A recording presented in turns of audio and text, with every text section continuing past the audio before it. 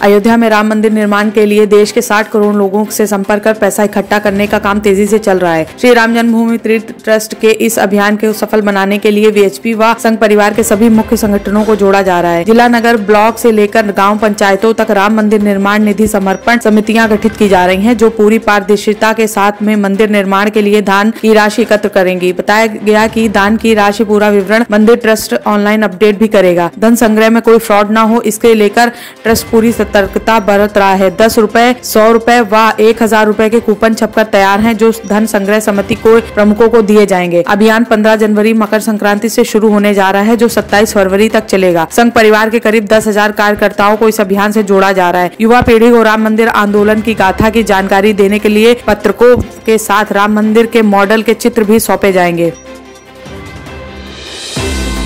Corona काल में बड़े भाई के साथ रहने गए छोटे भाई को अपनी भतीजी पसंद आ गई। वह उसके साथ शादी करना चाहता था। इसके लिए उसने भतीजी और उसके 2 भाइयों को अगवा कर लिया। उसने अपने मकान का सौदा भी कर लिया था। एक दिन बाद मकान का पैसा आने वाला था और पैसा लेकर वह भतीजी को लेकर अपने साथ रफू चक्कर हो जाता, लेकिन इससे पहले ही पुलिस के हत्थे चढ़ गया। मामला जसराना गाँव के कुशियारी गाँव का है। यहाँ रहने वाले बच्चूपुरी अपनी पत्नी मीना देवी को 12 दिसंबर को दवा दिलाने टूंडला आया था। लौटते वक्त बाइक खराब हो गई तो टूंडला के स्वरूप नगर निवासी अपने भाई अमर सिंह के यहाँ रुक गया। घर में 13 वर्षीय बेटी शिवानी, 11 वर्षीय वरुण व 9 वर्षीय अरुण रह गए थे। उन्होंने उन्हें फोन पर बताया कि सुबह आएंगे। इधर रात में अमर सिंह एक कार से जसराना पहुंचा और तीनों बच्चों को बहाने से टूंडला ले आया। उसने बच्चों को मस्जिद रोड स्थित एक खाली मकान में ले जाकर बंधक बना दिया। अमर ने मकान डॉक्टर रवि यादव से कुछ दिन पहले किराए पर लिया था। इधर बच्चू पत्नी के साथ गाँव पहुंचे और बच्चे नहीं मिले। पुलिस तहकीकात में बच्चों के मोबाइल पर आखिरी कॉल अमर सिंह की थी। एसएसपी अजय कुमार ने बताया कि जब सख्ती से आरोपी से पूछताछ की गई तो उसने सब कुछ बता दिया।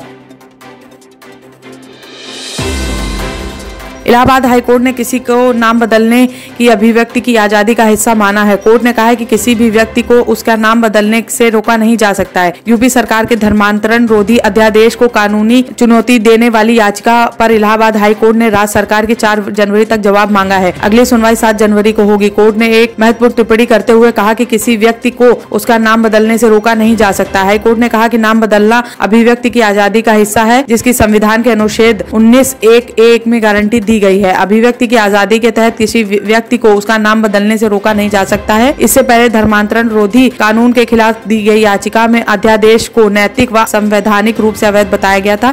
इसे रद्द करने की मांग की गई थी। याचिका में कहा गया है कि इस कानून के तहत हो रहे उत्पीड़न पर रोक लगाई जाए।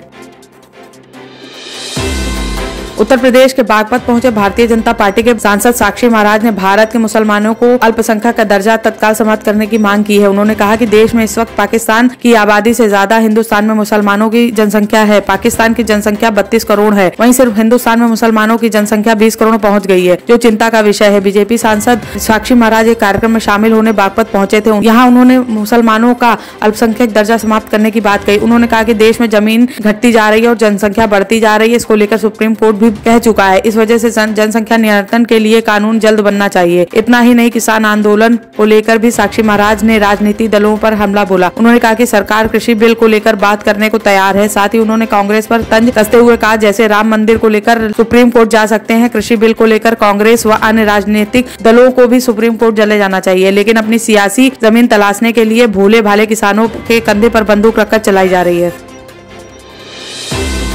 मेरठ के एसटीएफ टीम ने 4200 करोड़ के बाइक घोटाले मामले में फरार चल रहे 50-50 हजार रुपए के इनामी दंपति को लुधियाना से धर दबोचा है। बंटी और बबली की यह जोड़ी पंजाब में सैकड़ों लोगों की रकम इस फर्जी स्कीम में लगवाने के बाद से फरार चल रही थी। इसके बाद एसटीएफ ने इन पर 50-50 हजार रुपए का इनाम घोषित किया था। आपको बता दें कि साल 2019 में देश के बहुचर्चित बाइक बोर्ड घोटाले मामले में अलग अलग राज्यों में रहने वाले पीड़ितों के कुल 56 मुकदमे दर्ज कराए गए थे। इन सभी मुकदमों की जाँच मेरठ एसटीएफ और ईडब्ल्यू टीम कर रही है। दोनों विभागों की टीम संयुक्त कार्रवाई करते हुए अब तक इस घोटाले में शामिल कई लोगों को गिरफ्तार कर जेल भेज चुकी है। मूल रूप से पंजाब के धारीवाल एन्क्लेव जालंधर निवासी रविंद्र पंजाब रेजिमेंट में तैनात था। इसी दौरान मेरठ में पोस्टिंग के समय रविंद्र की मुलाकात नोएडा निवासी रणपाल सिंह व साले वीरेंद्र मलिक से हुई थी। तीनों के बीच दोस्ताना संबंध हुए। इसी बीच 2017 में रविंद्र सेना से रिटायर हो गए। कुछ साल बाद करणपाल व वीरेंद्र ने उसे गर्वित इनोवेटिव प्राइवेट लिमिटेड की कंपनी से जोड़ दिया। इस कंपनी लोगों के बाइक वोट में पैसा इन्वेस्ट कराने के नाम पर मोटे फायदे का झांसा देकर जाल में फंसाती थी। एसटीएफ के सीओ ब्रिजेश सिंह ने बताया कि रविंद्र व उसकी पत्नी रेखा ने पंजाब के रहने वाले सैकड़ों लोगों से बाइक बोट स्कीम में पैसा इन्वेस्ट कराया। इसके बाद जब कंपनी डूबी तो आरोपी अपने घर से फरार हो गए।